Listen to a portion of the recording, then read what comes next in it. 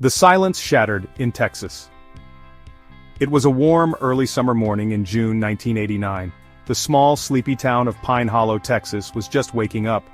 The sun bathed the streets with a soft glow, and the distant sound of cicadas added to the peaceful ambiance. It was the kind of place where little ever happened, a town where people left their doors unlocked and greeted everyone with a wave. But all of that was about to change. At 6:45 a.m., Margaret Wilkes, a local newspaper delivery woman, was riding her bicycle along Prairie Lane, tossing newspapers onto freshly cut lawns. She was half listening to the birds chirping when she rounded a corner into one of the town's quieter alleys, a shortcut she used nearly every day. The sight that greeted her this time made her stop abruptly, her bike screeching to a halt. "Oh my God," Margaret whispered, her breaths coming shallow and fast. Her eyes locked on a figure sprawled in the shadows against the cold concrete wall of an abandoned diner. She hesitantly stepped off her bike, clutching onto it tightly as if it would shield her from the growing pit of unease forming in her stomach. "Maybe they're just drunk," she said aloud, trying to convince herself. This town doesn't, things like this don't happen here." But as she got closer, the truth became horrifyingly clear. The figure wasn't sleeping. It was a man, motionless, pale, and contorted unnaturally. His shirt was ripped open, and deep red stains soaked the fabric. What stood out the most, though, a detail Margaret would later wish she could forget, was the clean, surgical-looking incision that ran down the man's abdomen. Unable to tear her gaze away, she noticed something even more horrifying. The hollow cavity inside the man's torso suggested something more than violence. Something was missing. Margaret stumbled back, trembling, barely able to keep herself upright. Her bike clattered to the ground. Her scream finally pierced the serene morning air, carrying through the empty streets. "Someone help! There's a dead body! Oh God, please help!" Within minutes, Sheriff Jacob "Jake" Harper pulled up in his worn-out patrol car. The town's emblem faded on the door. Towering over 6 feet tall and with a cowboy hat permanently shading his weathered face, Sheriff Harper was a man who had seen plenty of bar fights and petty thefts in his 20 years of service. But nothing like this. As he stepped into the alley, Margaret grabbed his arm, her eyes wide and filled with tears. "Sheriff, I didn't know what to do. He's dead. He's just lying there." "All right, Margaret, I need you to calm down for me now," Jake said in his deep drawl, trying to steady her. "Take a seat by my car and let me handle this." Walking cautiously toward the body, Sheriff Harper squinted under the brim of his hat. The closer he got, the more uneasy he felt. The precision of the wound, the lack of surrounding blood splatter, it wasn't the kind of violence he was familiar with. Jake bent down, pulling on his gloves, the smell hitting him immediately. Whoever did this, they weren't in a hurry. "Jesus Christ," he muttered under his breath, reaching for the radio clipped to his belt. "Maggie, this is Harper. I need you to patch me through to the county coroner. We've got a homicide here. Looks like we've got ourselves a sick son of a gun." The coroner, Dr. Elizabeth Monroe, arrived an hour later. Her sharp eyes scanned the scene as she crouched beside the body, unfazed by the macabre nature of her work. "Jake, this wasn't a robbery and it sure as hell wasn't random." She pulled on her latex gloves, leaning in to examine the incision while the sheriff stood a few paces back. "What are you thinking?" he asked, already bracing himself. Dr. Monroe glanced up, her face both grim and professional. "The abdomen's been deliberately opened, cleanly. Whoever did this wasn't just cutting, they were extracting." "Extracting?" Jake frowned, folding his arms in front of him. "Extracting what?" She pointed to the exposed cavity. "The liver's gone, kidneys too from the looks of it. This wasn't some bar fight gone bad, Sheriff. Someone knew exactly what they were doing." Hearing this, Jake felt his stomach churn. "What the hell does somebody want with a man's kidneys and liver?" he muttered rhetorically, tipping his hat back as the weight of the situation sank in.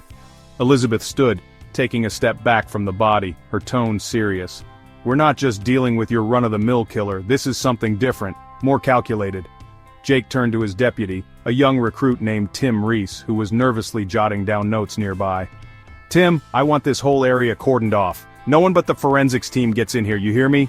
And get this poor guy over to Dr. Monroe's lab ASAP." "Yes, sir," Tim stammered, rushing off to follow orders.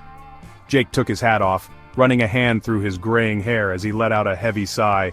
"This town, it ain't ever gonna be the same after this. I can feel it."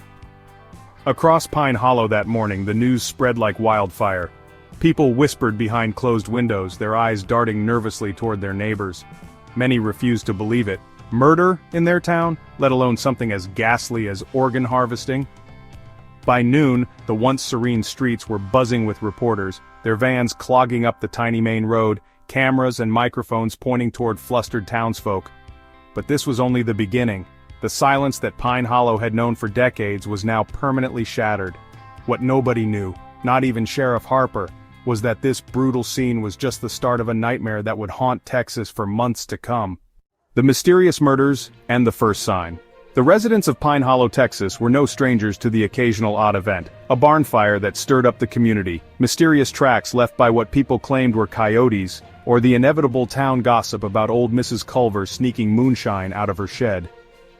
But the discovery of the first body in June 1989 was different. It left a ripple of fear that only grew as whispers spread from home to home, and soon turned into outright panic. The second body was found exactly 10 days after Margaret Wilkes stumbled onto the first. A grain farmer named George Lambert was walking along the dirt path behind his fields when he noticed the unmistakable smell of decay wafting through the summer air. "Sheriff Harper, there's something out here," he grumbled into the landline at his farmhouse, beads of sweat dripping down his face as he clutched the phone. "God help me, but it looks like another goddamn body." By the time Sheriff Jake Harper arrived at the scene with his deputy Tim Reese, the sun was beating down mercilessly. George was waiting nervously near the edge of the field, shifting his weight from foot to foot. "Over there," he muttered, pointing with a trembling hand to a cluster of trees near the irrigation ditch. "I didn't touch it. Hell, I ain't even looked too close. Don't want to lose my breakfast." Jake followed the direction of George's shaky hand, adjusting the band of his wide-brimmed hat as he squinted against the glare. Tim trailed behind him, notepad clutched tightly in his hands. "Stay behind me, Tim. Let me look first," Jake said, his tone low and steady, though his insides twisted with unease. The smell hit them first. It was worse than words could describe, thick and cloying.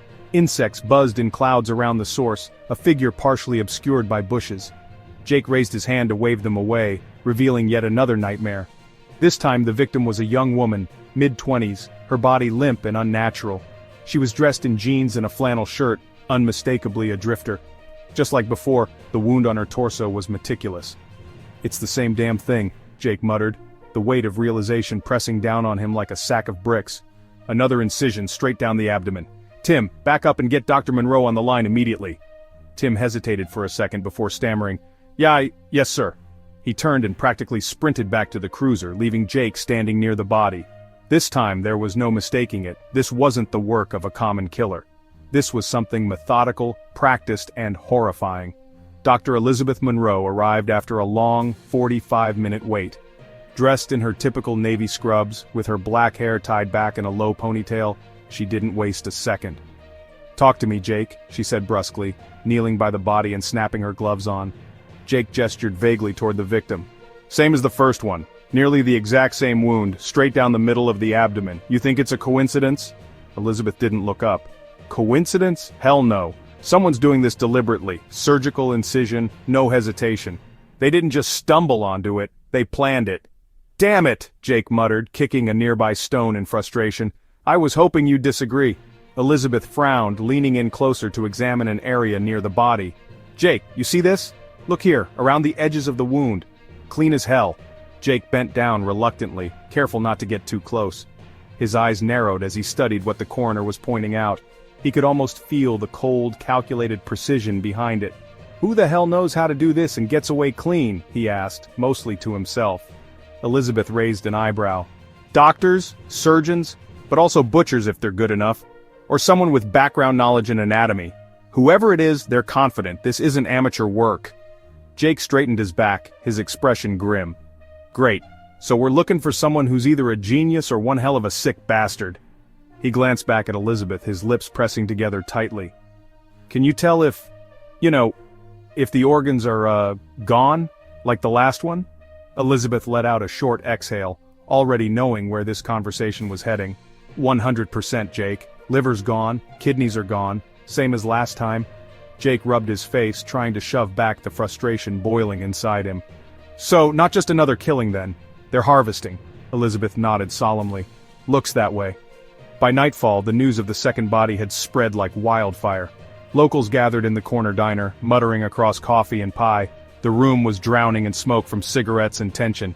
Y'all hear about the Lambert field? Another damn... said Ray Dixon, the gas station clerk, his voice hushed but urgent. He glanced around nervously, as though the killer might be listening in. Another? Asked Joanne, a waitress who had grown up in Pine Hollow and seen just about everything the small town could throw her way. First was bad enough, now it's two? God damn, Ray, what's happening to this place? Ray leaned in closer, his voice dropping to a conspiratorial whisper. Richard says Harper was talking about a pattern, same way they were cut up, same pieces missing. Joanne crossed her arms protectively over her chest, scoffing. Well, ain't that just lovely news to hear right before bed? No, really, Ray pressed. What if we got one of those serial killers we hear about on the TV? What if... They're setting up shop right here. In Pine Hollow of all places. Joanne shook her head sharply. Ray, you need to quit watching them crime shows. This ain't Dallas, and it sure as hell ain't New York. It's probably some vagrant or something.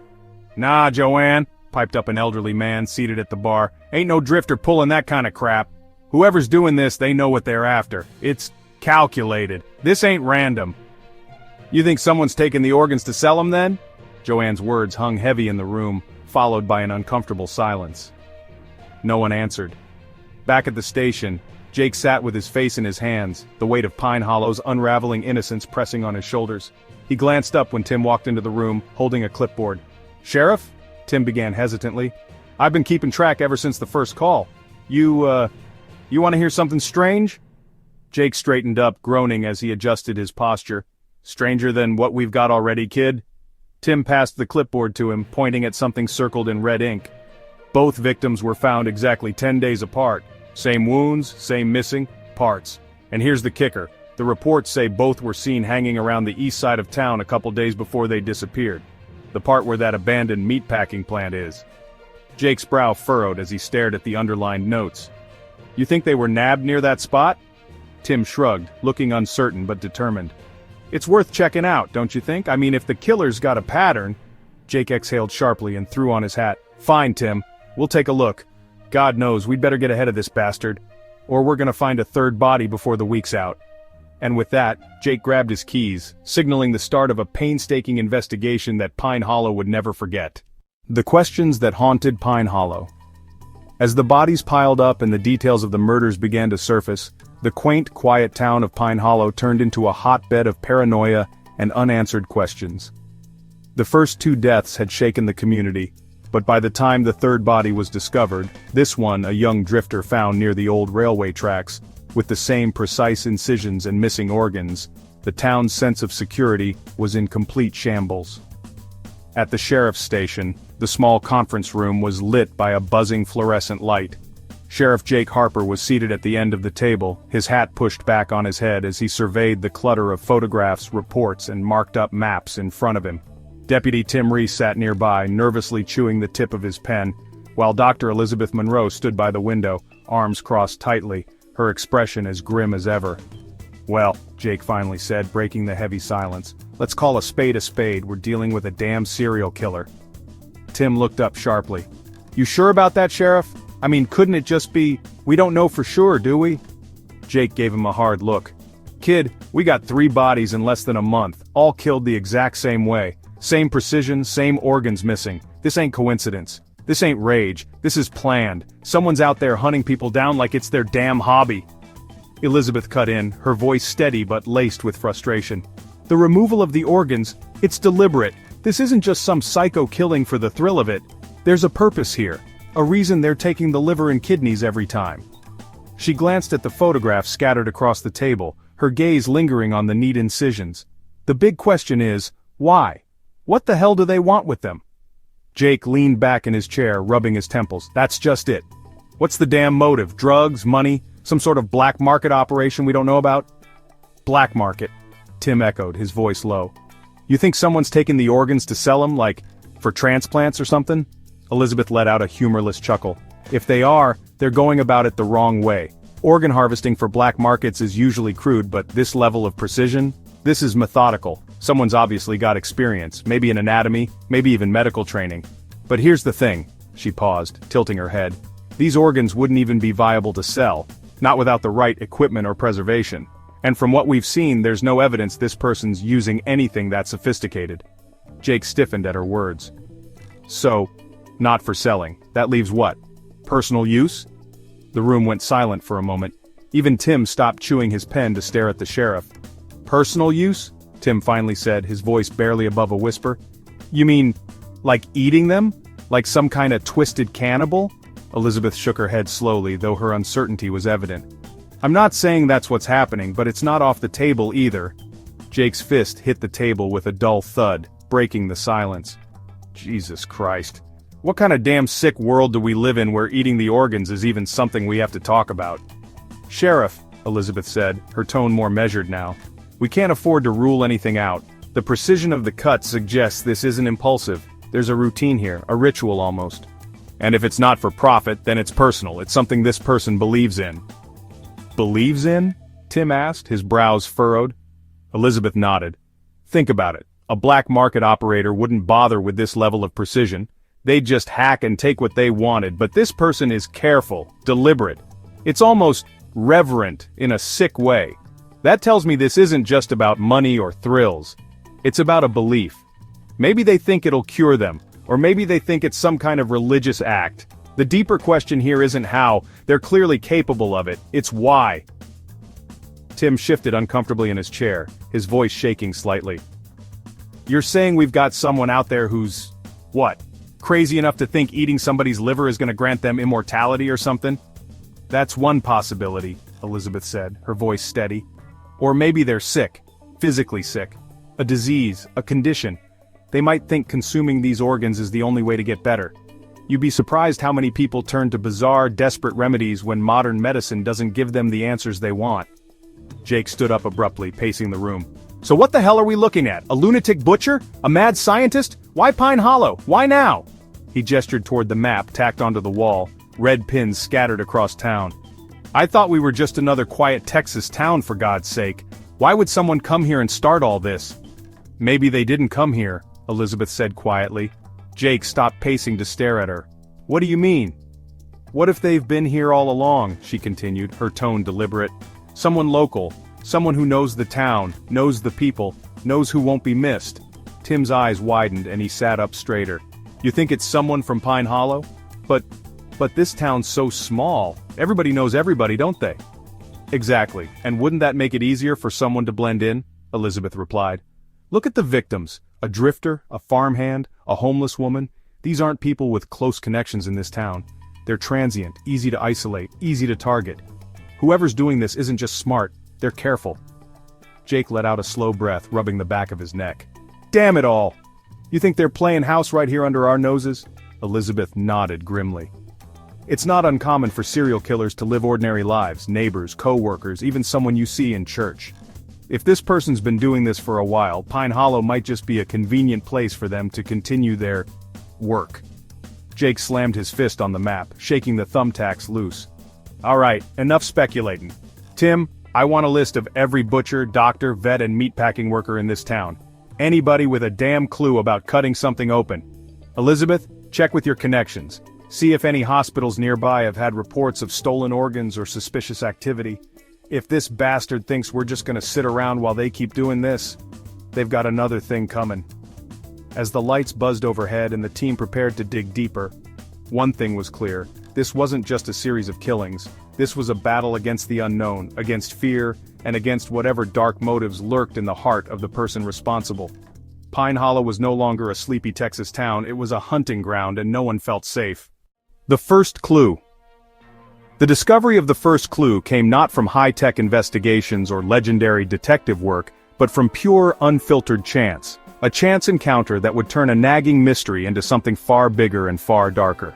It was an unseasonably balmy night in late June 1989, nearly 2 weeks after the second body had been unearthed. Downtown Pine Hollow was all but deserted. The stores had closed hours earlier, and silence hung heavy in the warm air, interrupted only by the occasional chirping of crickets. At a rickety bar on the outskirts of town, Tim Reese, the young deputy who often pulled the short straw when it came to late-night patrol shifts, was nursing a lukewarm cup of coffee. The bar wasn't so much a bar as it was a glorified shack, with neon beer signs flickering in the windows and a jukebox perpetually stuck on songs from the 1970s. It had become something of an unofficial gathering place for the town's misfits, wanderers, drifters, and blue-collar workers looking to drink their paycheck away. Tim had stopped in for a pit stop, hoping for a moment of peace after days of chasing down dead leads, and because the coffee machine back at the station was on the fritz again. He hadn't expected to stumble onto anything important that night. The bartender, a wiry old man who went by Pete, slid a fresh pot of coffee across the counter. "You're working late again, deputy?" "Seems like it's all I do lately," Tim muttered, rubbing his tired eyes. "Nothing but paperwork and crime scenes." He paused, lowering his voice. "You know about the bodies, right?" Pete nodded grimly, pouring himself a cup and leaning onto the counter. "Hard not to hear. Folks talk. They're scared, you know? Ain't never had anything like this happen in Pine Hollow before." "Haven't found much to calm 'em down either," Tim admitted, swirling the leftover coffee in his cup. "3 dead. Whoever it is knows damn well what they're doing. Haven't left us much to work with." Pete gave a non-committal grunt, glancing over Tim's shoulder at a man sitting alone at a corner table. He was nursing a glass of whiskey, his head bowed as he stared at the tabletop. His rough, chapped hands constantly fidgeted with the rim of the glass, and his posture had the kind of quiet unease that drew Pete's attention almost unconsciously. "What about him?" Pete finally asked in a low voice. Tim turned in his chair, following Pete's gaze. "What about him?" Pete shrugged, lowering his voice further. "He's new. Don't see him often, but when he does show up, he drinks alone and talks to no one. Tends to leave before it gets busy, and—" Pete hesitated for a second, as if afraid he was stepping out of line. "He says the weirdest stuff sometimes, stuff about, bodies and health." Tim's brow furrowed, his instincts kicking in immediately. Without taking his eyes off the man in the corner, he muttered, "What kind of stuff?" Pete scratched his head. "Well, a couple times I've heard him tell people about things like cleaning out bad blood and fixing what's rotten inside. Just creepy stuff, like you ever hear someone talk, and the way they say it makes your skin crawl even when it don't make much sense?" Tim nodded slowly, watching the man intently now. He fit the vague description given in whispers. Middle-aged, messy hair that was beginning to gray, face pocked with a few scars. Most notably, there was a small, almost imperceptible nick just beneath his jawline. As if he could sense someone watching him, the man suddenly looked up and locked eyes with Tim. Tim tensed slightly, reminding himself to keep his expression neutral. He turned back to Pete and quietly said, "Think you can bring me some water? My coffee's run dry." Pete nodded, shuffling over to grab a glass while Tim stood up and nonchalantly walked across the room. "Evening," Tim said, taking a seat across from the man without waiting for an invitation. The man blinked at him, his glass of whiskey hovering an inch from his lips. "Deputy," he said cautiously. His voice had a gravelly undertone, like someone who'd smoked one too many cigarettes. "What can I do for you?" "Just making the rounds," Tim replied casually, leaning back in his seat. "Pine Hollow's a small town. We like to know our neighbors. You're new, yeah?" The man narrowed his eyes slightly, his grip on his whiskey tightening. "Been here off and on." "What brings you to town?" The man took a slow sip of his drink before answering. "Work." "What kind of work?" He shrugged. "Whatever I can get.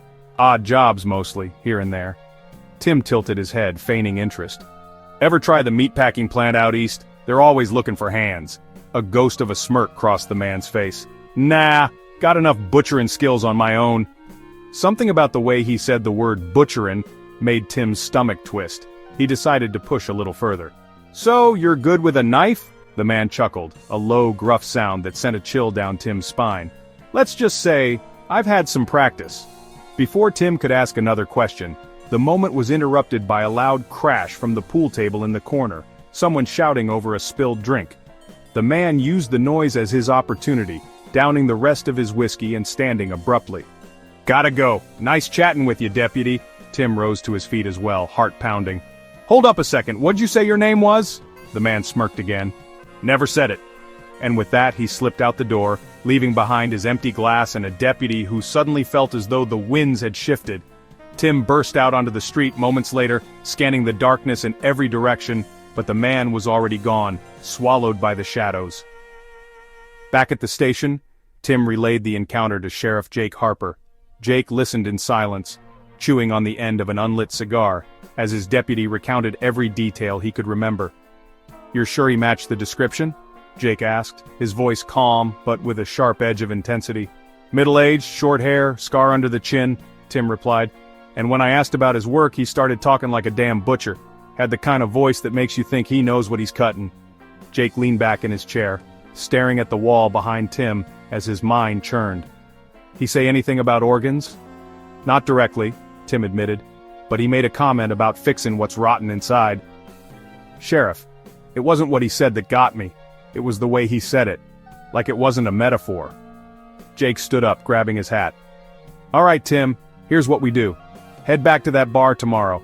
Quietly ask around, find out if anyone else has seen this guy, and get Pete to remember if he's heard this guy talk about work, or anything stranger than what you already mentioned. You think it's him? Tim asked, his voice laced with equal parts dread and hope. Jake adjusted his hat, his face hard as stone. I don't believe in coincidences, kid. And this sounds like the kind of bastard who'd know his way around a knife. It wasn't much, but for the first time since the murders began, they had a lead. Whether it was their killer or not, one thing was certain. Pine Hollow was on the brink of unearthing something much bigger than they had bargained for. The criminal's mind unveiled. At the small, dimly lit office in the sheriff's station, a sense of dread lingered in the air. Dr. Elizabeth Monroe sat across from Sheriff Jake Harper and Deputy Tim Reese, her glasses resting on the tip of her nose as she leafed through pages of notes and behavioral profiles. This wasn't her typical role, but with the help of an FBI consultant she'd been in touch with, they were finally beginning to piece together a psychological portrait of the person giving Pine Hollow its worst nightmare. All right, Doc, Jake said, leaning back in his chair, the wood creaking under his weight. His coffee sat untouched at the corner of the desk. What do you have for us? What kind of bastard are we dealing with? Elizabeth adjusted her glasses, straightening her posture as she began to speak.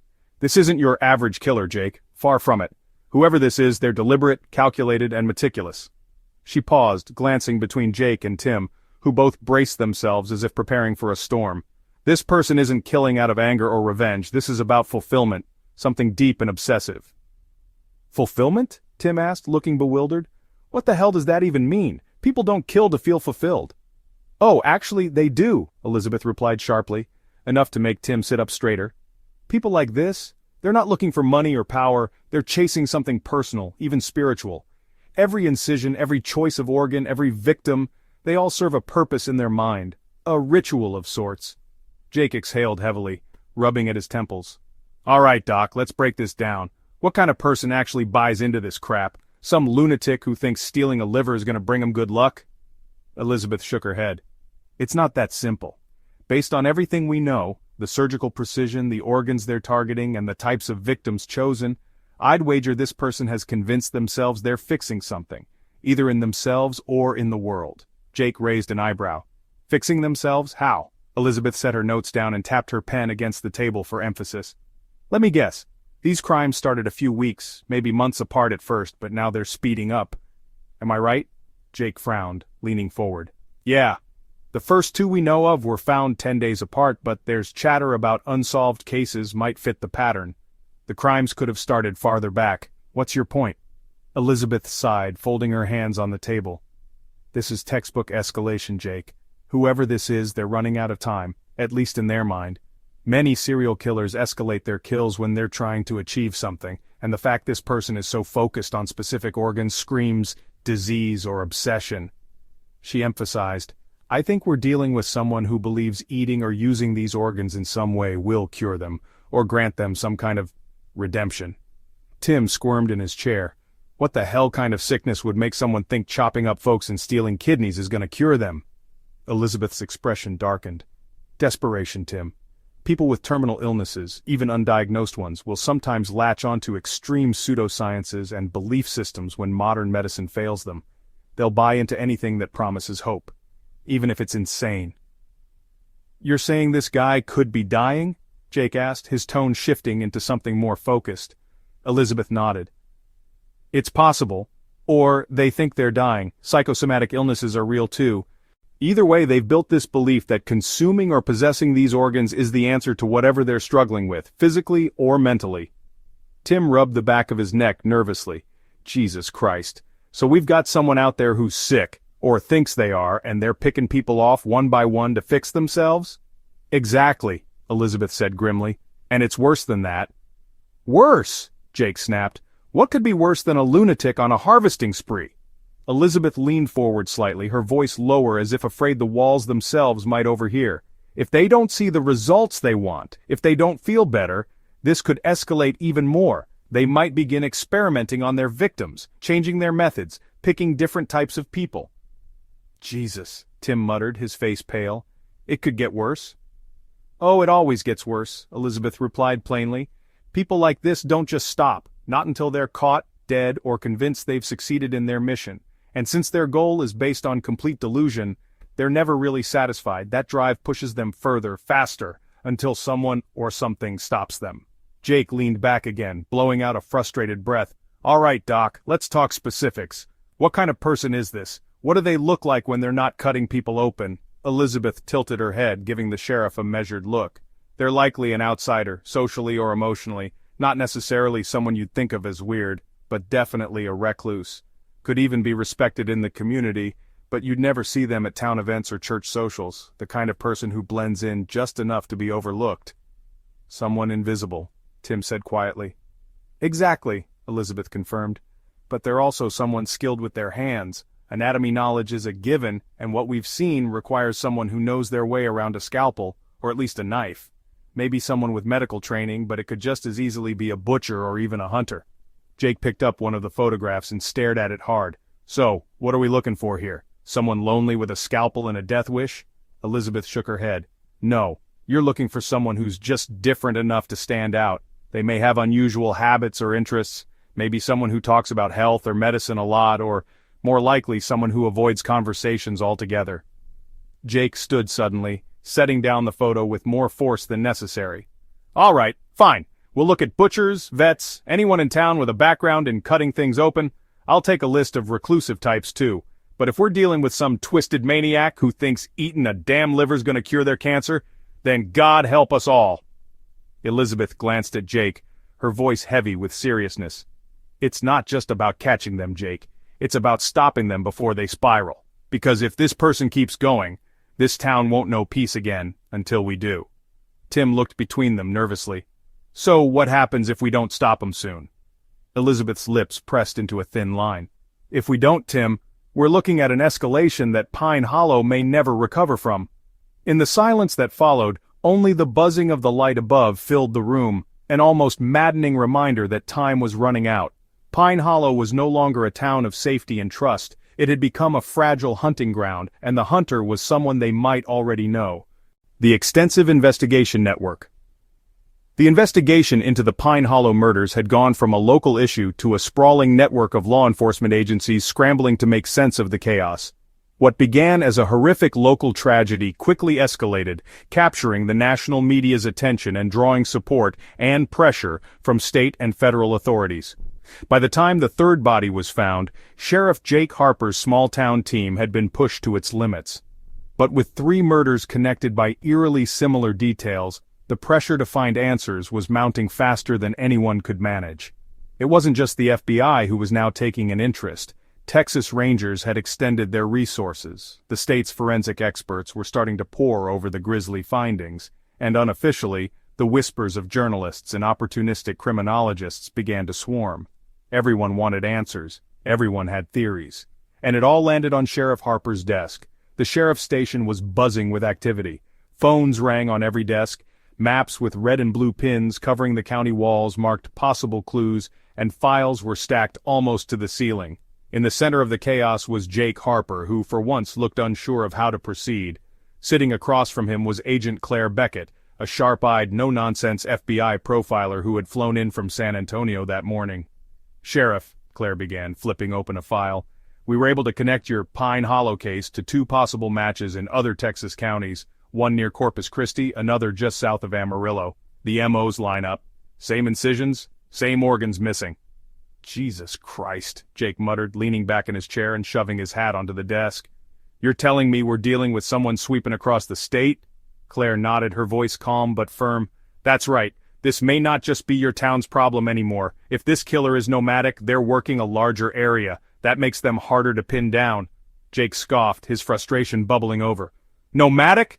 They seem damn content terrorizing my town right now. What I don't understand is why here? Why Pine Hollow? We're not exactly on the map for anything except pecan pies and rodeos." Small towns can be appealing for someone like this, Claire explained. Less surveillance, less noise. Transient populations in rural communities make for easier targets. People who don't leave a trail, drifters, low-income workers, migrants, those kinds of victims can vanish without raising alarm bells for days, sometimes weeks. It's perfect for a predator who wants time. Deputy Tim Reese shifted in his seat across the room, his notepad in hand. So, what exactly is this network? You're saying this guy's been doing this all over Texas? Potentially, Claire admitted. We've got our forensics team cross-checking cases from the past few years, but we need more than patterns, Sheriff. Right now all we've got are bodies with missing organs and a handful of leads. To catch someone like this, we need to know every movement he's made, down to the minute. That means surveillance. That means information. Jake let out a sharp sigh. You're going to tell me to work with the Rangers and the feds, aren't you? Claire raised an eyebrow, unimpressed by his reluctance. If you want results, Sheriff, you're going to have to swallow a little pride here. We're already mobilizing joint task forces. We've got dogs combing through abandoned lots, IRS records flagged for anyone buying black market surgical tools, and local hospitals double-checking stolen organ reports. Every resource we have is pointing toward one thing. This guy's been moving under the radar for a long time. Jake slouched in his chair, his voice heavy with doubt. I appreciate the cavalry, Agent Beckett, but with 3 bodies in my backyard, this still feels personal. My people need to trust me to handle this. That's why you still have control of the local investigation, Claire assured him. But you and I both know, Sheriff, this isn't the work of someone local. It's methodical. It's clinical. People like this leave trails, a parking receipt, a bad disguise, a stolen tool. Your town is a hunting ground. Let's find out who's doing the hunting. Meanwhile, Dr. Elizabeth Monroe had her own hands full. Sitting in the sterile break room of the county morgue, she was surrounded by stacks of autopsy photos, medical records, and diagrams of precise incisions. Across from her sat Rick Alvarez, a forensic pathologist brought in from Austin. You're seeing what I'm seeing, right? Elizabeth said, tapping her pen against a photograph. The surgical precision, yeah, Rick replied, squinting at the image. This isn't someone hacking away out of desperation. This is someone who knows anatomy as well as an actual surgeon. Elizabeth nodded. But surgeons don't do this for fun. Whoever's doing this either trained somewhere, or developed this skill through other means. A butcher, maybe? A hunter? Most of the damage is post-mortem, so the cuts are clean, deliberate. What about the organs themselves? Rick asked. Livers, kidneys, even sections of the intestines? If they're harvesting, what are they leaving behind? All the evidence shows they're only taking soft tissue they can get out in 10 minutes or less, Elizabeth explained. It's about efficiency. No bones fractured, minimal external trauma. They're working fast, which means they know exactly what they're looking for and how to get to it. Rick leaned forward. You know what these bodies are telling me? Elizabeth cocked an eyebrow. What's that? This isn't about money, Rick said firmly. No black market surgeon goes through this much effort to harvest something. There'd be ice, storage containers, lab equipment. We've got none of that. Whoever's doing this is doing it because they believe in it. You mean, like some twisted ritual?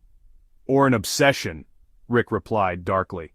Disease, superstition, survival. Organophagy is old, Elizabeth. Humans have been consuming organs for healing for centuries. This could just be another psychopath convinced it'll work.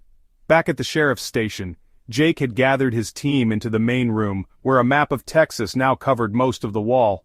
Red pins dotted locations connected to recent murders, yellow for possible leads, and blue where the feds thought other crimes might tie in. Tim stood near the map, marveling at the sheer scale of it. Damn, he said, shaking his head. Never thought my patrol route was going to turn into something out of a true crime podcast. Focus, Tim, Jake barked, spinning toward his team. Listen up. This investigation just got bigger than Pine Hollow. Anyone with blood in their notebook, surgeons, butchers, hunters, make sure we've interrogated them. What about farmhand Charlie? He cleared himself earlier this week, Tim asked hesitantly.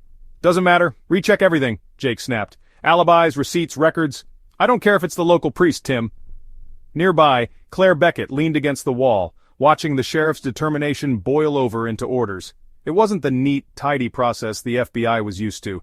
Here in Pine Hollow, justice sometimes meant Jake Harper calling local farm owners himself, demanding answers. But for all his small-town grit, Jake knew one thing: to stop this nightmare. The examination of 7 victims. Months into the investigation, the toll in Pine Hollow had become unbearable. By the time the seventh victim was discovered, a man in his 40s located in an old grain silo just 2 miles from the center of town, the scope of the horrors fully dawned on the team handling the case. The coroner's office was now tasked with an almost unbearable job, examining the gruesome pattern left behind by a killer who seemed to have mastered the anatomy of death. Dr. Elizabeth Monroe sat at the head of the morgue's dimly lit autopsy room, surrounded by files on each of the 7 victims.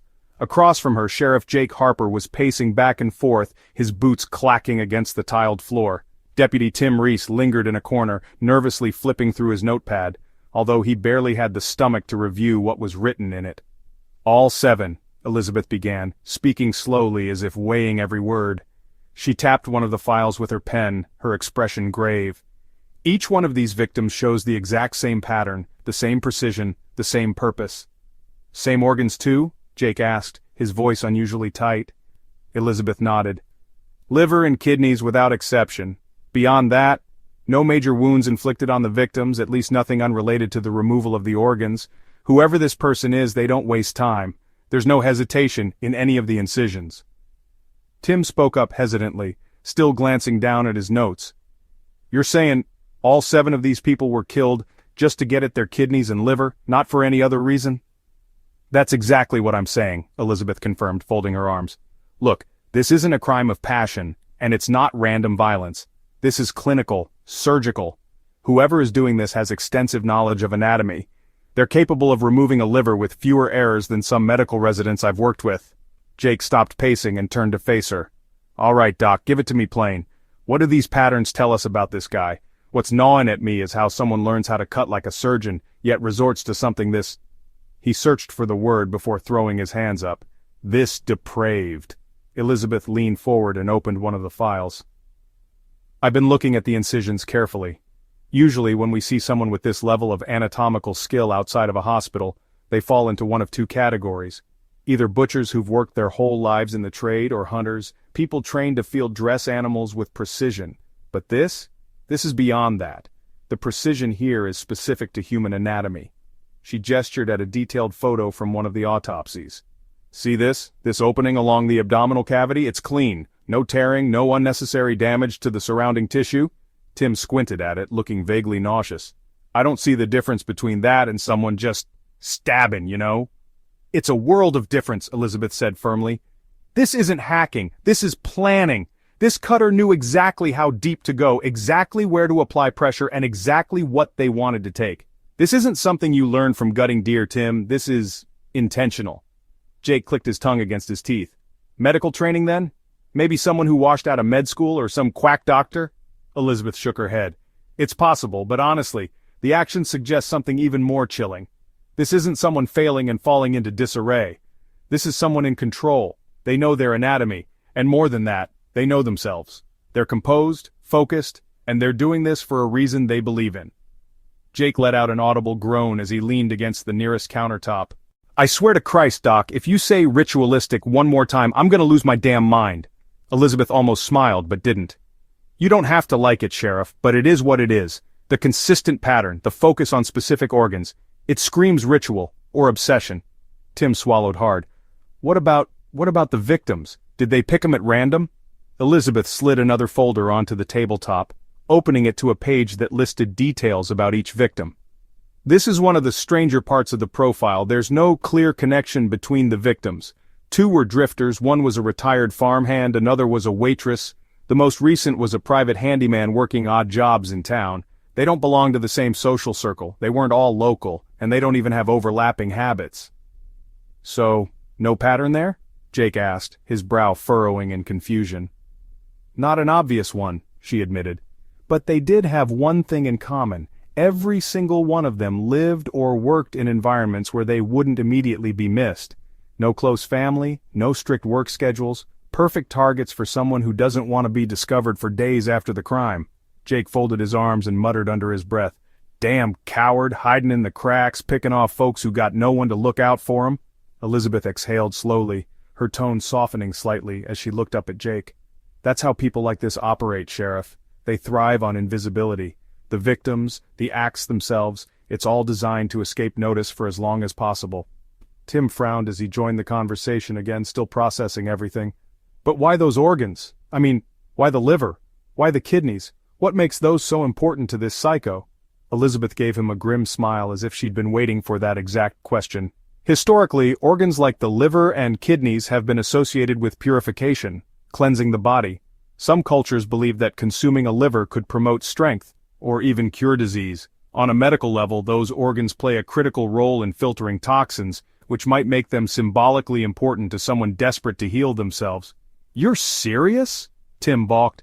You really think this guy's out there eating kidneys like they're magic pills or some kind of potion? I'm saying it's possible, Elizabeth clarified. Whether they're consuming them or keeping them for some other purpose, their actions show a fixation. They're not just taking organs, they're harvesting something they believe is vital. Jake leaned forward, fixing Elizabeth with a steady gaze. So what we got here is someone walking around Pine Hollow or some corner of Texas, convincing themselves they're fixing their own damn broken mess by tearing apart innocent folks. That about the size of it? Unfortunately, yes, Elizabeth said as she folded her hands on the table. And as long as they believe this is the answer to whatever they're trying to fix, they're not going to stop. If anything, they're going to get faster, bolder, and more dangerous. Escalation is inevitable. Jake closed his eyes for a moment, dreading what came next. When he finally spoke, his voice was low and resolute. Well, Doc, then I reckon it's on us to stop 'em before we're looking at number 8. As the tension hung thick in the room, the reality further set in. Pine Hollow wasn't just facing a killer. It was facing someone who fully believed in their twisted mission, willing to sacrifice anyone who crossed their path to achieve it. The clock was ticking, and with 7 lives already stolen, there was no doubt they were racing against a monster who wouldn't stop until it finally got what it wanted. The secret beneath the hidden cellar. By early January 1990, frustrations with the lack of leads had hit an all-time high among the investigative team. Sheriff Jake Harper, Deputy Tim Reese, and Agent Claire Beckett had spent weeks following dead ends and interviewing every butcher, doctor, and reclusive figure in Pine Hollow and beyond. The killer had seemingly vanished into thin air, but that was before a strange tip came in, one that unexpectedly cracked the case wide open. It started with a call from a rancher, George Lyle, who lived on the outskirts of Dallas, about an abandoned house he'd purchased at auction years prior. The property had sat untouched for years, but George mentioned finding something weird while attempting to clean it up for resale. Jake leaned against the hood of his patrol car, glaring at the rundown farmhouse in question. The roof sagged in the middle, its wooden exterior weathered and peeling like an old scab. Broken windows stared out like ghostly eyes, vines climbing over the sides. It looked like the kind of place that had stories, and not the good kind. George stood a few feet away, wiping his hands nervously on his jeans.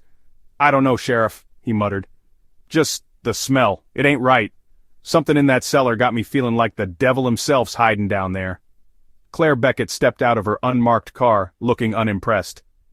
"You said this place has been abandoned for years, Mr. Lyle?" "Yeah," George said quickly, "but I didn't go near it. Been busy with the ranch, and well, the place gave me the creeps. But now with all this news about the murders," his voice dropped, "figured I'd call it in, just seems off." Tim approached cautiously, his flashlight already clicking on. "What kind of smell are we talking? Dead animal? Rotten wood?" George shook his head. "No, boy, not wood, not animal either. You go down there and see." Jake sighed, slapping his hat onto his head.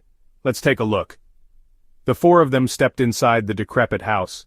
The floorboards creaked ominously under their weight as their flashlights swept across the dust-filled rooms. Faded wallpaper peeled from the walls, and the air was thick with mildew. "This place is a death trap," Tim muttered, stepping over a fallen beam. "Doesn't feel right being here, not one bit."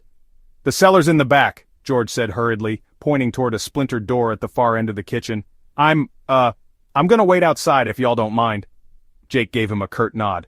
"Stay close, don't wander off." By the time the team reached the cellar door, the smell was undeniable. A thick, cloying stench that sent Tim gagging and even caused Claire to cover her nose with her sleeve. "Goddamn," Jake muttered, gripping the rusted handle. "Smells like death's been living down here for a while." He pulled the door open with a heavy groan, revealing a steep set of stairs that led down into the blackness below.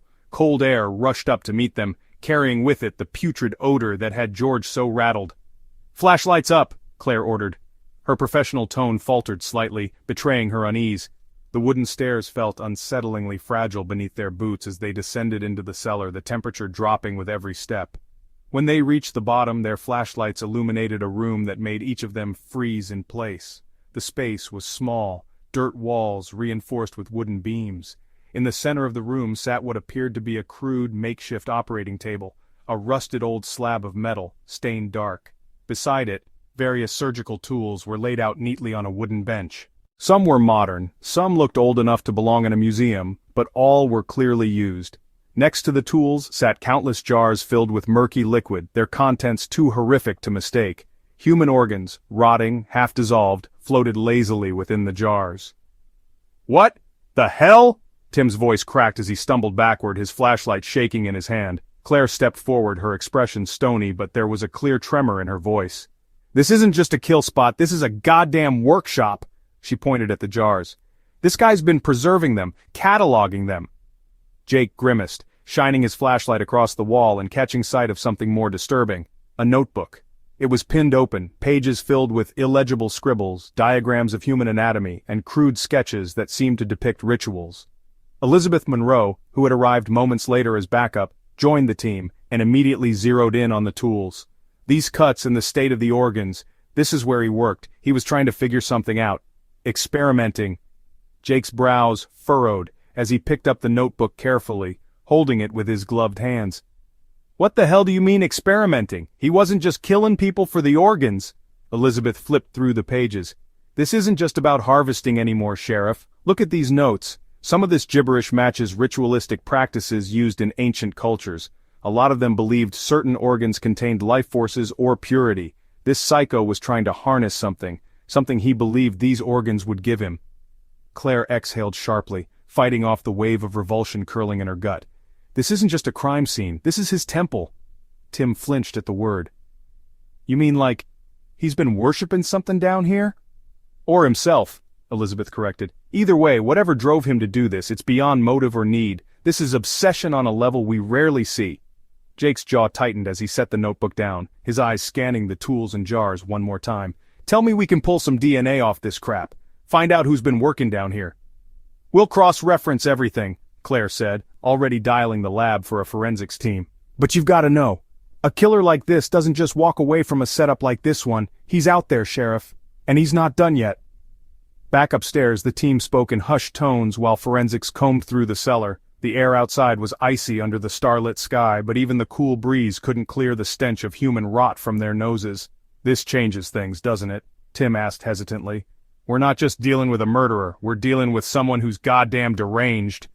"We knew that already, Tim," Jake snapped, though his voice carried none of the usual confidence. His hands trembled slightly as he lit a cigarette. "What we didn't know was how deep this thing goes. That cellar's just scratching the surface." Claire turned to Jake, her voice calm but resolute. "Make no mistake, Sheriff, whoever this is, they know exactly what they're doing. This isn't over. Not by a long shot." For the first time in the investigation, the team had uncovered a true window into the killer's mind. But it brought with it more questions than answers. Who had set up the cellar? How long had it been active? And most importantly, where was the man behind the carnage now? One thing was certain, Pine Hollow was on the edge of learning a truth far darker than anyone was prepared for. The cold-blooded killer, unmasked. It was a bitter February night in 1990, and the streets of Pine Hollow were as silent as the grave. The town's residents were paralyzed with fear, locking their doors and double-checking their windows while the investigative team behind the grisly murders reached a breaking point. Every day without an arrest felt like a small victory for the killer, and Sheriff Jake Harper wasn't willing to give him another night to roam free. Something had to give. The break came not through elaborate plans or cutting-edge forensic advancements, but through old-fashioned police work, a surveillance operation on the east side of town near one of Pine Hollow's seedier alleyways. A known haunt for drifters and street dwellers, the location had recently been whispered about among the town's more transient population. Someone had been lingering nearby, offering small sums of money or supplies to individuals willing to help with odd jobs. To the investigative team, it sounded like the killer's M.O. It was clear that the murderer deliberately targeted individuals on the fringes, people whose disappearances wouldn't ring alarm bells until far too late. Sheriff Harper called for a stakeout. Deputy Tim Reese and Agent Claire Beckett sat in the dark confines of an unmarked car parked just a block from the alley. Through their binoculars they could see a few homeless individuals gathered around a trash can fire, their shadows flickering against the brick walls. "You'd think in a town this small someone would have spotted this bastard weeks ago," Tim muttered, pulling his coat tighter around himself. Claire didn't look up from her binoculars, her gaze sweeping across the figures. "People like this don't want to be seen. That's what makes them so dangerous. They don't just blend in, they disappear altogether until it's too late." "And you think he's one of these guys?" Tim asked doubtfully, gesturing toward the alley. "Not necessarily," Claire said. "But you know as well as I do that killers like this always return to their hunting grounds. He's comfortable here. Familiar. If he's not one of them, he's watching them. Waiting." The radio in the car crackled to life, Jake's deep voice cutting through the static. "Team Alpha, report. Any movement?" "Nothing yet," Claire replied, her eyes narrowing at a figure lingering near the edge of the alley. Then, it happened. Out of the shadows emerged a man wearing a heavy coat and a tattered scarf pulled up to his chin. His gait was casual, almost too casual. He didn't belong to the small group around the fire, that much was clear. Instead he hovered on the perimeter, watching the group with a calculated stillness that sent a chill up Claire's spine. "Jake," Claire said slowly, her voice calm but tense. "We've got a possible—" "Describe," Jake barked. "Male, middle-aged," Claire said, her binoculars zeroing in on the man's face. "Messy gray hair. Scar along the chin line, matches the description we got from the bar incident weeks ago." Tim sat up straight. "That's gotta be him. That's gotta be—" "Stay on him," Jake ordered. "I'm on my way." The man lingered for several more minutes, watching the group at the fire. Then, as if making up his mind, he approached one of them. A younger man wrapped in a threadbare blanket, huddling close to the flames. The two exchanged a few quiet words, and though their conversation couldn't be heard, their body language told a story. The homeless man appeared hesitant, but the other man, the one with the scar, pulled something from his coat pocket. "Money." "Shit," Tim whispered. "He's trying to lure him." "Stay calm," Claire hissed. "We don't have confirmation yet, and if we spook him now, we'll lose him." The homeless man stood slowly, glancing nervously at the rest of the group before following the scarred man into the deeper shadows of the alley. "Jake, he's on the move," Claire said into the radio. "Do not lose him," Jake growled. The scarred man led his target through a maze of back streets, his pace steady and his demeanor unnervingly composed. Tim and Claire followed at a distance, their footfalls muffled in the cold night air. Minutes stretched into eternity as the pair tailed the suspect, the weight of the procedure pressing down on them. Then, finally, the suspect made a move. He turned sharply into an old loading dock behind an abandoned butcher shop on the east side of town. The homeless man looked hesitant, even frightened, but the suspect was already reaching into his coat. Whether to threaten or reassure, Tim couldn't tell. "That's it," Tim whispered, gripping the radio. "Jake, we've got him. He's going for it." "Hold position until I'm there," Jake commanded. "Do not engage until you've got backup." But there wasn't time. The suspect moved quickly, grabbing the man's arm and yanking him toward the doorway of the abandoned butcher shop. Tim saw the glint of something, cuffs maybe, or a blade. His instincts flared. "Claire, I'm going in," Tim snapped, already moving. "Tim, wait!" Claire hissed, but it was too late.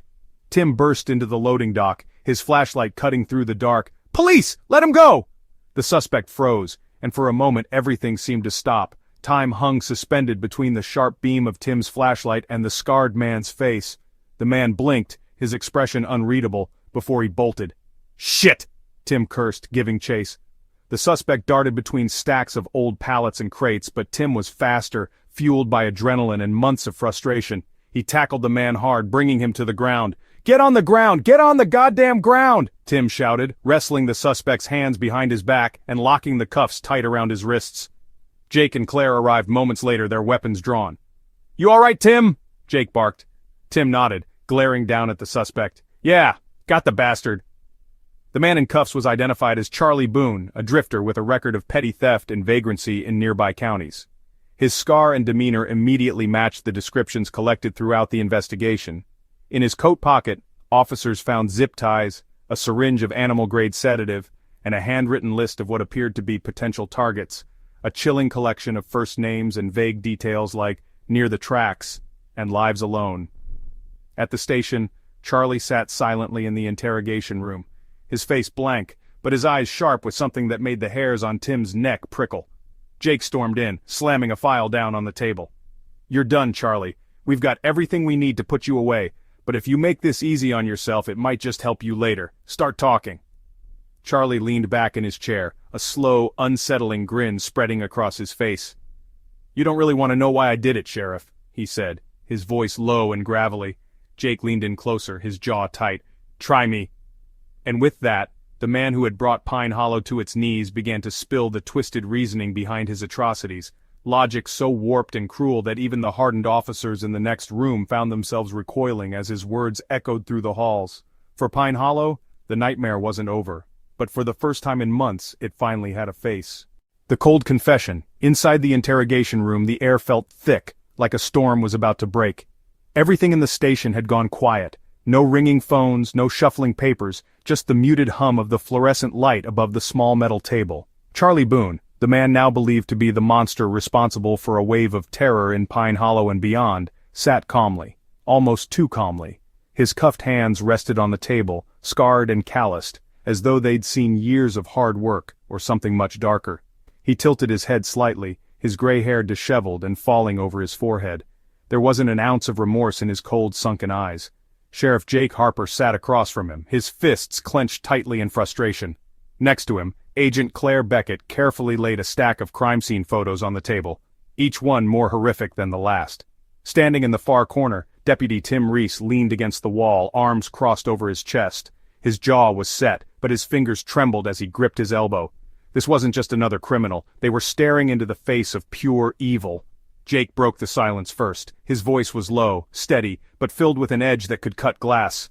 "All right, Charlie, it's over. You're done. We've got the evidence. The tools in the cellar, the damn jars, the sedative in your coat. You took 7 lives. More, if what we're seeing statewide holds up. You've got one chance to explain yourself. Start talking." Charlie let out an unsettling chuckle, the sound raspy and deep. He leaned back in his chair, the metal cuffs rattling softly. "Explain," he said, his voice dripping with mockery. "You wouldn't get it, Sheriff. You ain't built to understand men like me." Jake's hand slammed down on the table so hard that even Claire flinched. "Try me!" he barked, his voice booming. Without missing a beat, Charlie held Jake's stare. His calm demeanor was unnerving. "You think I just killed him for no reason, don't you?" He smirked, leaning forward. "Like I'm some wild animal just snarling and tearing apart anything in my way. That's not it, not even close." He pointed a finger at the photos. "Those people, they had a purpose." Claire raised an eyebrow.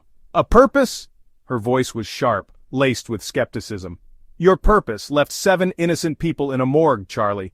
Their lives cut short, their bodies mutilated. How the hell do you explain that as a purpose?" Charlie's grin widened.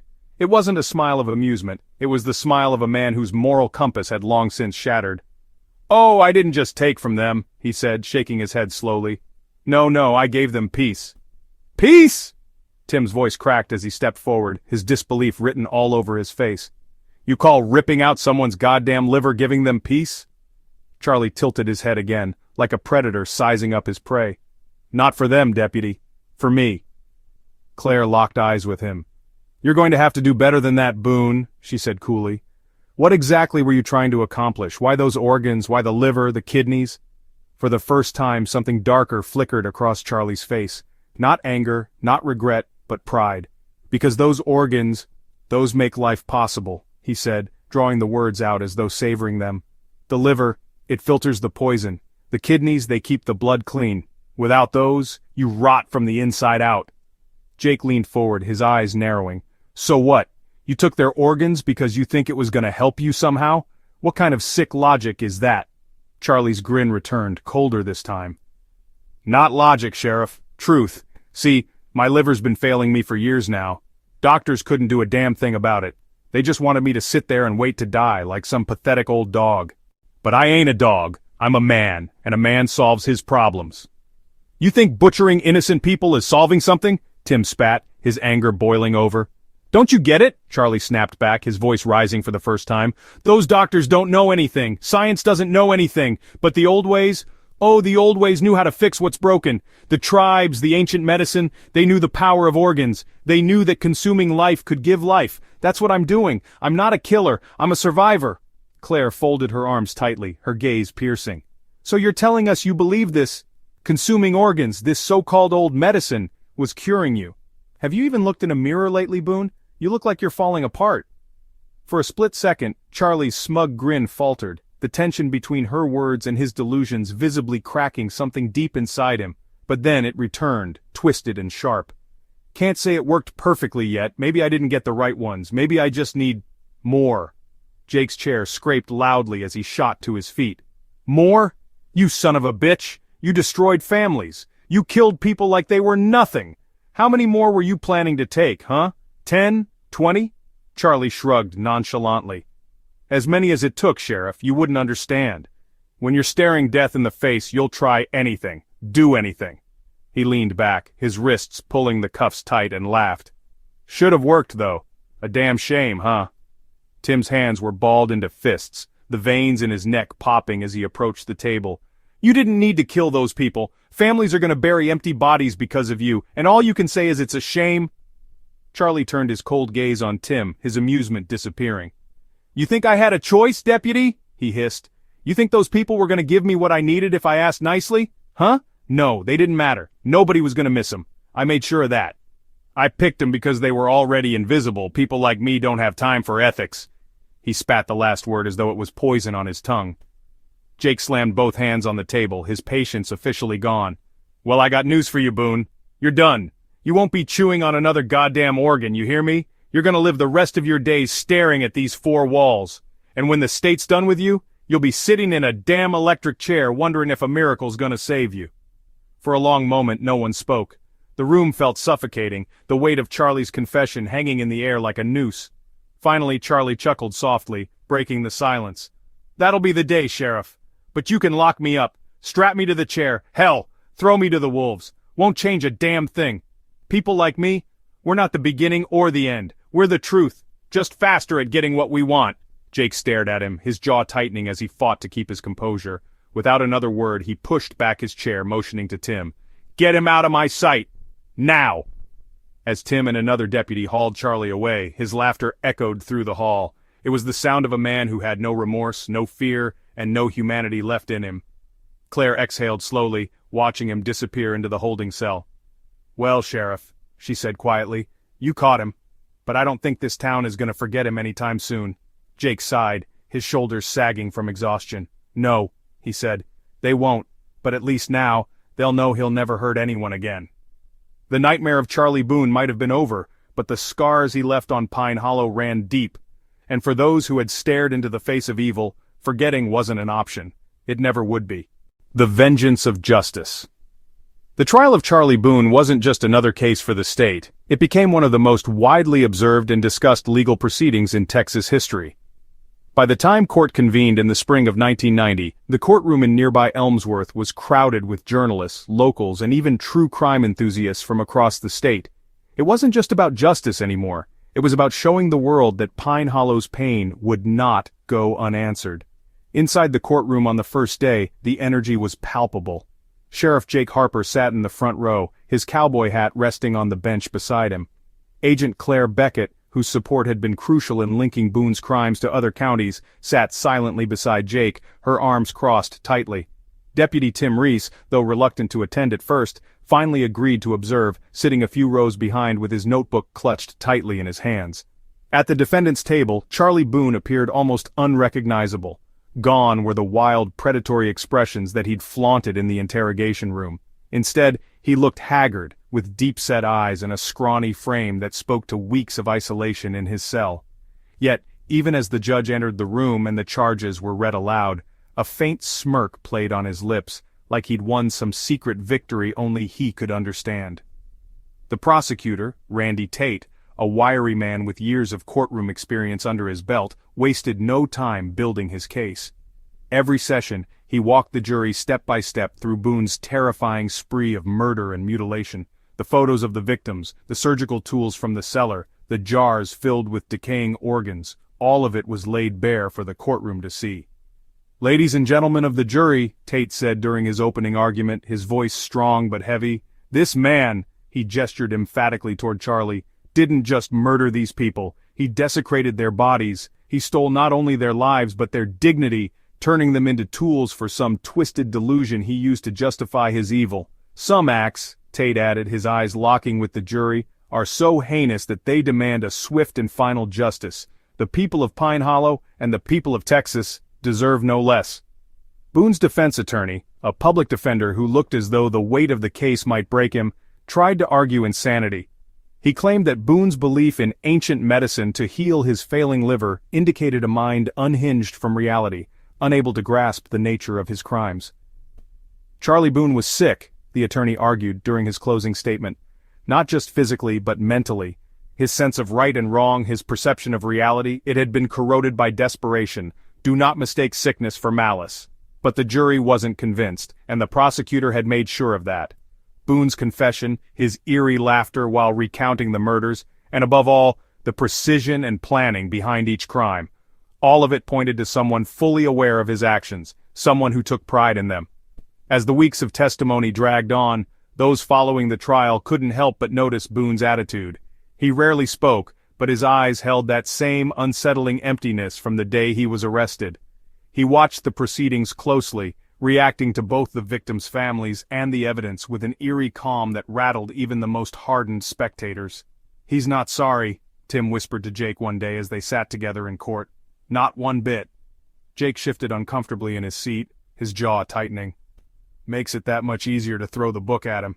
Bastard deserves every damn minute he gets on death row." Claire, seated between them, looked thoughtful. "Don't forget, it's not just about punishing him, it's about giving the people of Pine Hollow closure. It's about reminding folks that no one's allowed to tear apart this town and walk away from it." Jake leaned back, letting out a deep sigh. "Yeah, I just hope it's enough." The trial lasted 6 weeks.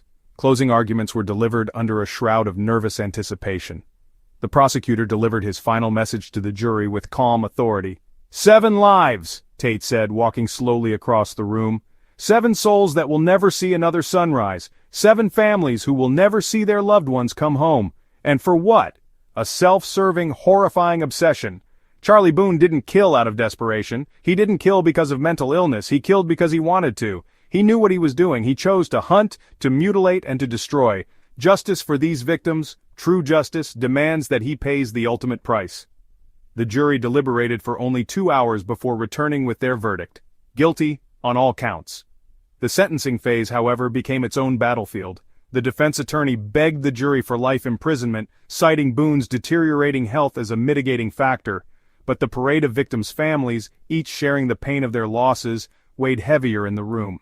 A mother of one victim stood before the courtroom. Her voice trembled as tears slid down her face. "I still wait for her," she whispered, clutching a photo of her daughter in her hands. "I wait for her to walk through the door, like this was all some terrible mistake. But she never comes home. She never will, because of him." She pointed at Boone, venom dripping from her gaze. "If he had any remorse, I might forgive him. But he doesn't. He doesn't care about the lives he shattered. He doesn't even see her as human." The courtroom fell silent except for the soft sobs of other family members, many clutching photos of their lost loved ones. Finally the day came. Sentencing. The judge sat solemnly, his gavel resting on the bench as he addressed Charlie Boone directly. "Mr. Boone," the judge said, his voice firm, "your actions demonstrated a depravity that cannot be overlooked. You not only took the lives of innocent people, but you did so with cold calculation and a complete disregard for human dignity. The weight of your crimes calls for the maximum penalty allowed under Texas law. This court sentences you to death." Boone's reaction was as chilling as it was predictable. He smiled, a slow, grotesque smile that stretched across his face like a wound. He offered no words of apology, no expressions of regret. Just that smile. Back at the station, the mood was somber despite the victory. Jake sat at his desk nursing a cup of coffee that had long gone cold. Tim paced back and forth, still rattled. "It's done, isn't it?" Tim said, finally breaking the silence. "He's gonna pay for what he did." Jake nodded but didn't look up. "Yeah, he will." Claire entered the room, her expression unreadable. "It's justice. Maybe not the kind that fixes everything, but the kind that stops it from happening again." Jake sighed, tossing his hat onto the desk. "Justice ain't supposed to feel this damn heavy." Claire offered a faint smile. "Justice is never light, Jake, but it's what those families deserved." As the sun set outside the Pine Hollow station, the small town began to heal, slowly, tentatively. But for those closest to the case, Charlie Boone's shadow would linger, his crimes a grim reminder of how darkness can grow in the quietest corners of the world. Justice had come, but no one would call it peace. Lessons learned. Months after the trial and Charlie Boone's sentencing, the quiet town of Pine Hollow was still trying to collect the shattered pieces of itself. The bustling reporters, the out-of-town lawyers, and the crime scene tape were all gone, but their scars remained, etched deeply into the memories of those who had lived through that dark chapter. At the sheriff's station, the sense of urgency that had driven them for weeks had faded, replaced with a tired, haunted calm. Jake Harper stood at the window of his office, sipping a cup of coffee, his gaze lost somewhere beyond the horizon of the small Texas town. Claire Beckett walked in, a stack of papers under her arm, and Tim Reese followed, his clipboard clutched close against his chest as though afraid to drop it. "Well, I think we can officially say it's over," Claire started, setting the paperwork on Jake's desk. "The appeals process is underway, but let's be honest, he won't make it through. Charlie Boone won't see freedom again." Jake didn't respond immediately, his focus still on the streets outside. After a long pause he spoke, his voice low and weathered. "It's over for him, but I'm not sure the rest of us will ever feel like it's done. Not really." Tim, leaning against the doorway, nodded slowly. "Yeah, feels like the whole town's still looking over their shoulder, even with him behind bars." Claire tilted her head, studying Jake's profile. "You've seen cases like this before, haven't you?" Jake turned to her, his brow furrowed, and let out a huff through his nose. "Not exactly like this. Sure, I've dealt with sick bastards, people doing unspeakable things to their families, drifters shooting up in back alleys, even a couple of cold-blooded murderers. But this was different. This bastard wasn't just killing, he thought he had a goddamn reason, thought he was entitled to it." Tim folded his arms, his lips pressing together tightly. "It's gonna stick with people. I've been hearing folks talking about locking their doors every night, buying guns, installing cameras. None of that happened before this." Claire gave a small nod, almost to herself. "That's the thing about something like this. It doesn't just tear apart the victims, it tears apart the sense of safety. Pine Hollow used to feel like one of those towns where a murder was only something you'd read about in crime novels. Now, everyone knows it can happen anywhere." Jake exhaled sharply and took a seat at his desk, rubbing his temples. "What do you say to people, huh? How do you get a town like this to feel normal again?" Claire pulled out a chair and sat across from him, her expression thoughtful. "You remind them that it's okay to be cautious, but it's not okay to live in fear. People survive this because of their instincts, their intuition. Granger called in that tip about the cellar even though it could have been nothing. George Lyle trusted his gut when something smelled wrong and he found the key piece in Boone's case. People acted when something didn't sit right. That counts for something." Tim leaned forward from the doorway, his voice quieter now. "Sheriff, you saying it feels like it'll never be over, and I get that. But, man, we stopped him. We caught him. And that means something, don't it? I mean, people weren't too scared to come forward, to talk to us, to help find the guy. That's gotta say something about Pine Hollow, right?" Jake gave Tim a small nod, though the weariness in his eyes never left. "It does, you're right about that, but there's a lesson buried in all this that we can't ignore, no matter how much we might want to." Claire raised an eyebrow, waiting for him to elaborate. Jake continued, his voice low and deliberate. "What Boone did, as twisted as it wasn't random. He didn't just snap one day and start taking people. He planned it. He hid in plain sight and nobody saw a damn thing. That's the part that gnaws at me. We didn't see it until it was too late." Tim shifted uncomfortably. "You think we missed something? I mean, in hindsight, sure, it's easy to say that." Jake shook his head. "No, I'm not saying we missed anything obvious. But what I am saying is we have to look harder, talk to people more, build more trust in this department so folks come to us before things get out of hand. Boone wasn't some ghost. He had exchanges with people. He was scaring bar patrons, putting homeless folks on edge. Somebody could have come in earlier if they'd felt like we were paying attention. That's what bothers me." Claire rested her elbows on the desk, processing his words. "So, what do we do in the future? Be everywhere at once? Be mind readers? Jake, you know those expectations aren't realistic. There's no way to clock every sick individual flying under the radar." "No," Jake agreed firmly, "but we can sure as hell try harder. Community meetings, outreach programs, hell, even friendly check-ins now and then. Because I'll tell you one thing. Boone couldn't have done what he did if people felt like they could speak up sooner. He thrived in the quiet, Claire. And it's our job to make damn sure Pine Hollow isn't quiet about this stuff anymore." Tim, who had been unusually quiet, suddenly broke the silence. "You know what's been bothering me this whole time, ever since he sat in front of us in that interrogation room? The way he talked, the way he sat there smiling at us. It wasn't just about his liver, was it? It wasn't just about ancient medicine or fixing himself." Jake and Claire both looked over at him, waiting. Tim gestured vaguely, his voice growing angrier the more he spoke. He enjoyed it, Sheriff. That bastard enjoyed watching people bleed out, watching their life leave their body. I mean, all that crap about fixing himself, it was bull. He didn't just do it to live longer, he did it because he could, 'cause it made him feel like he was in control. God, it makes me sick just thinking about it. Claire sighed. Maybe you're right, Tim. Maybe part of his reasoning was garbage he made up to justify what he did. But none of it really changes what else we learned from this case. People like Boone aren't everywhere, thank God, but they're out there. And when you find monsters like him, you don't forget what they teach you. You take it and make your community stronger, smarter. Jake sat back in his chair, staring at the ceiling. Boone's gone now, and the town's safe again. But if there's one thing I know, it's that safety. We can't take it for granted. Not anymore. This wasn't just a test for the victims' families, the town, or this department.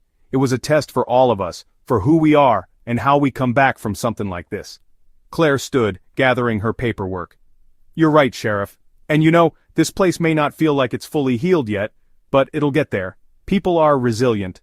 She paused as she reached the door and glanced back, her tone soft but firm. And so are you.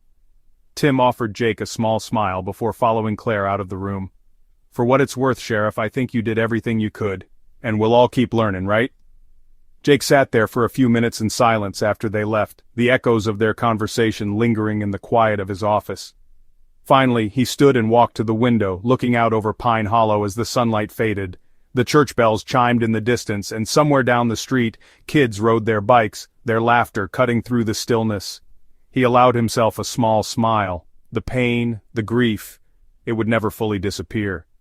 But the lessons, those would stick.